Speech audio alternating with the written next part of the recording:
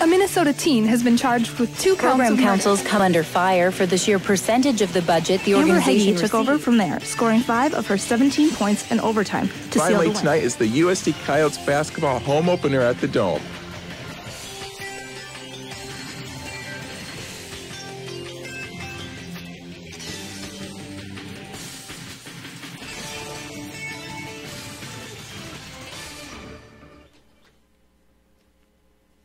Hello and welcome to Coyote News.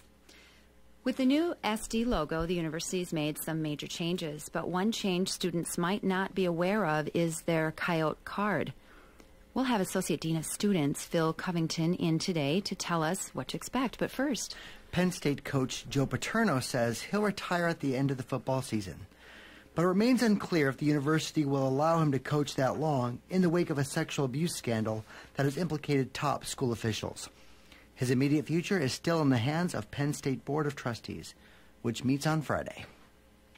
Monday night, boxing legend Joe Frazier died after battling liver cancer. Frazier was diagnosed last month and was recently placed into hospice care. In the days leading up to his death, the two-time heavyweight boxer received get-well cards from fans, some even including liver transplant offers. Frazier was 67. today at 1 o'clock, FEMA is conducting a nationwide test of the emergency alert system. It'll be heard here on KAOR as well as other stations across the nation. The alert event's intended to serve as a reminder for everyone to establish an emergency preparedness kit as well as an emergency plan for themselves, their families, and businesses. Saturday, the women's swimming and diving teams defeated Northern Iowa and also set 2 new school records. Senior Liz Hoffman contributed to both records, one in the 400 freestyle and the other as the last leg of the 400 freestyle relay. The Board of Regents has approved USD's request to extend the master's degree in professional accountancy online. Starting in January, students can enroll in the program and possibly finish the graduate's degree in as little as 2 years. Students can begin the program in January, May, or August of any year. This weekend, USD Theater's departments presenting a workshop of 4 student-directed one-act plays. Friday and Saturday performances will be at 7:30 in the Arena Theater of the Fine Arts Building. Sunday's performance starts at 2 p.m. Student veterans face a lot of challenges when they decide to pursue a college degree. As Coyote News' Brianna Clark reports, USD is making it a little easier for vets to graduate with the introduction of the Fee Days grant. While I was in basic training, September 11th happened, and it kept me very busy for the next number of years. I came home, and I really didn't know what I wanted to do. Somebody referred me to school, and I started school up at University Center, and then I would go to school for a semester or 2, and then I would volunteer for another deployment because there were still bases in need. And that pattern went on a number of times. So I came and went from USD 7 times before I finally decided, you know what, I need to finish school. With the collaboration between the Office of Disability Services and the Center for Teaching and Learning, the $500,000 Fee Days grant was introduced on campus. The best thing that this grant is doing is bringing people together, different administrative offices, and raising the question, how can we best serve our student veterans on campus? During the Fee Days workshop, panels of student veterans speak about their experience within the classroom. That may be the most powerful part of the workshop, is getting the faculty to interact with the students themselves and to be able to ask them, you know, what works, what doesn't work, what would be helpful in the classroom, what's not helpful in the classroom. And one of the unique things about Fee Days is that our focus has been on the classroom. What we've discovered is if we improve the learning environment for our student veterans, we actually improve the learning environment for all of our students. Since Fee Days came online here on USD's campus, a huge amount of progress has been made. They've been able to educate the staff and faculty here at USD and at campuses across the state. USD's recently hosted the 57th South Dakota Music Teachers State Conference. The gathering offered music workshops for teachers while providing a special performance from a famous pianist. Adam Golka drew a large audience to Colton Recital Hall for a piano recital. Golka also taught master classes while at the conference. He's such a nice fellow to have in our midst.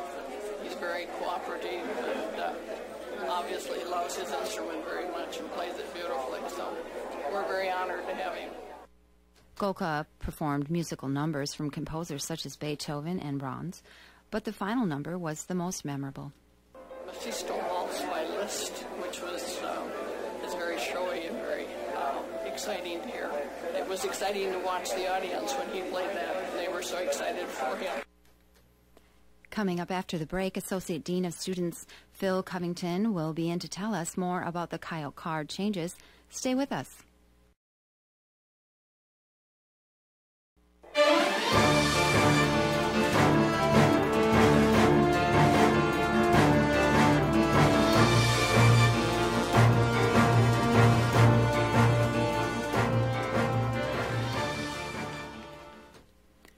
By January 3rd, students, faculty, and staff must update their Coyote card to the one with the new logo.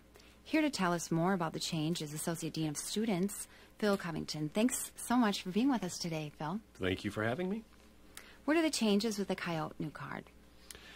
Well, a couple of big pieces are there. Obviously, we wanted to feature the new university logo to get that out in people's hands. That's a source of pride for all of us as faculty, staff, and students.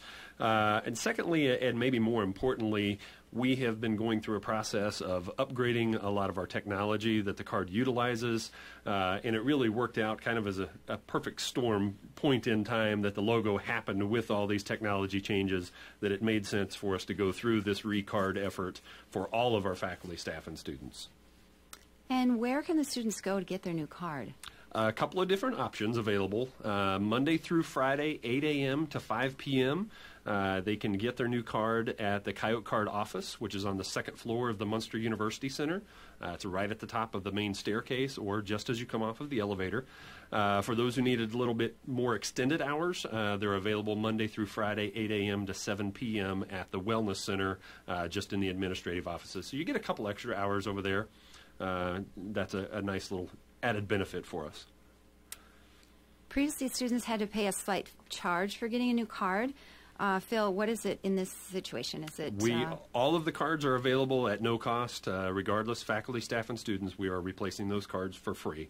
And then we'll go back to the same piece of you'll get back to the privilege of paying $10 if you lose your card. So.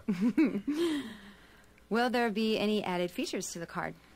Not any necessarily added features that people will notice. Again, it's really about the technology that we're utilizing. However, we are taking advantage of this opportunity to make sure that students, faculty, and staff are aware of just all of the benefits that the card does provide. Most use it at the library.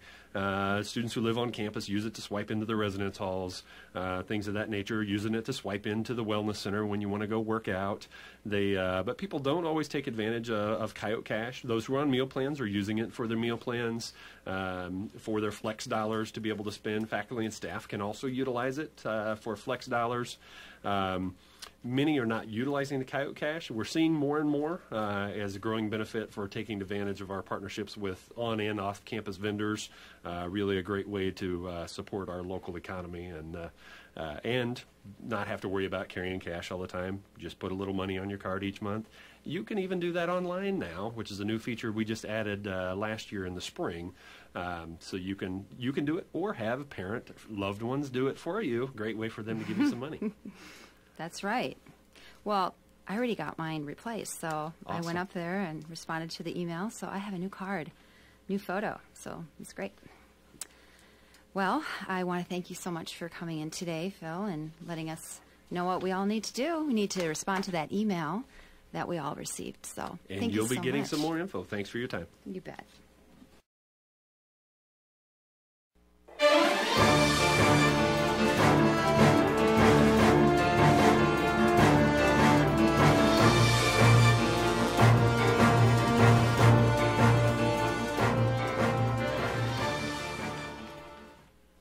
The women's volleyball team finished their home schedule Sunday. Coyotes News' Chris Dexter was there and has the details. The volleyball team had tough outings over the weekend for their final home games of the season. On Friday, the Yotes fell in 5 sets to a tough Oakland team at the Dakota Dome. It was USD's 8th straight 5-set match, setting a school record. Senior Carol Legato notched her 1,000th dig for her career midway through the match. Freshman Wiley Hogg had a career-high 41 digs, and freshman Kendall Crittenbrink had 19 kills. On Sunday, the Yotes faced another tough Summit League opponent, falling in 4 sets to IPFW. Senior Tawny Reed had 10 kills, while sophomore Tori Kroll had 36 set assists, and Carol Legato had 24 digs. The Coyotes conclude their season on the road against North Dakota State on Friday and South Dakota State on Saturday. College basketball starts this week, and the Coyotes kick off their season Friday. USD's men's basketball team travels to Lincoln, Nebraska to take on the Huskers. The team added 3 freshmen to this year's roster, including Nimron Hilliard, the 4th, who was named Wisconsin's Mr. Basketball. The Yotes are also returning seniors Charlie Westbrook, who led the team in scoring last year, and Louis Krogman and Ricardo Andrea. The Coyotes return to the Dakota Dome Saturday to play in their final home game of the season.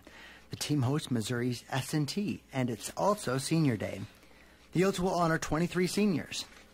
USD is ranked in the FCS Top 25 for the 9th straight week. This week, we're at number 24. Prior to Saturday's game, the Yipping Yotes Kids Club is hosting a Fuel Up to Play 60 event along with the Midwest Dairy Association in the Munster University Center Ballroom from 9 until 11. Coming up after the break, we have the results of yesterday's vote in Sioux Falls. We'll tell you whether or not they're getting a new event center.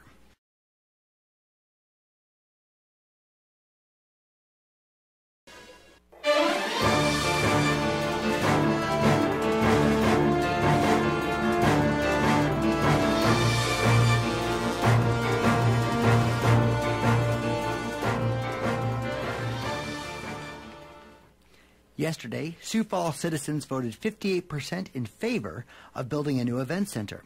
A new center has been discussed for years. The approved proposal will cost the city $115 million.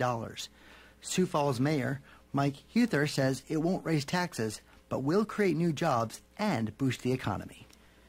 Reality TV stars Jim Bob and Michelle Dugar announced they are having their 20th child. The couple experienced scares after daughter Josie, their 19th child, was prematurely born in 2009.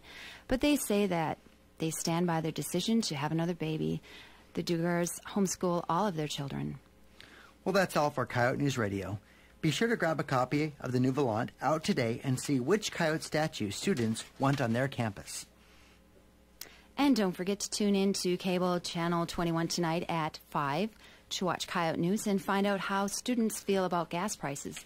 For Coyote News Radio, I'm Joy. And I'm Scott Cook. We'll be back with you next week, November 16th, for another newscast. Thank you for tuning in to KAOR 91.1.